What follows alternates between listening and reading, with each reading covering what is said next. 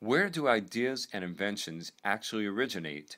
So the ideas that reply come from many different sources. Clients are a great source of some of the best innovations we've had. The fact that our platform became click or lead agnostic came from a client. I just happened to be at a conference, and the client that was buying leads from us said that I no longer want to buy leads. I want to buy clicks because I want consumers to get exposed to our to our brand. Well, to generate a lead, you have to start with a click.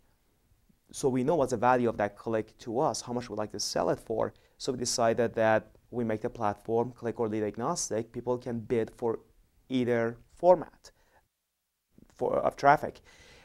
But the ideas come from clients. They come from, you go to a conference and somebody says something, but completely different thinking comes about for some of the problems that we're dealing with in our business. Ideas come from employees.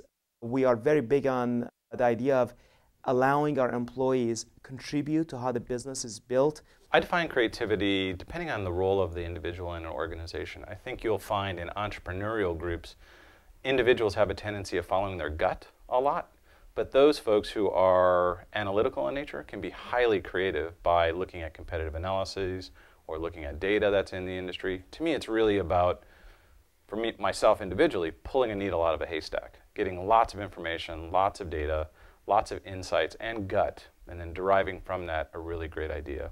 And the second part of creativity I think is important is not listening to everyone, following through, keep going even when other people say it's not a good idea or can't be done.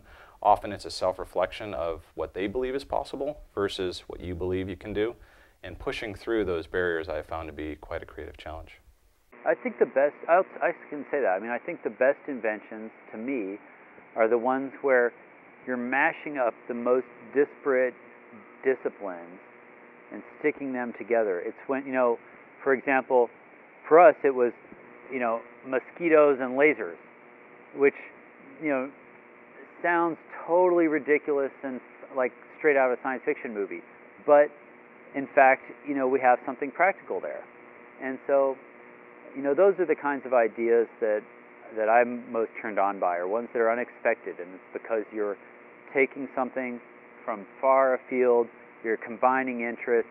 I'm expecting any day to invent something that has to do with, with computer hacking and salsa, because those are the things that I'm interested in.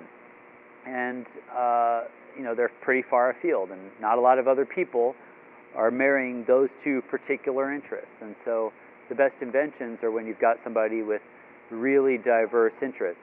And I think you see more invention out of people with a lot of diverse interests. And so the better job you can do of getting yourself interested in a lot of different things and learning about a lot of different things that are generally not correlated, the better odds you'll have of coming up with something new that hasn't been thought of before. We don't invent something new. My Greek ancestor Heraclitus said that nothing new under the sun. What he really meant was all we can do is take things which we know and result in a new combination of old things that provide a new ability to solve a problem.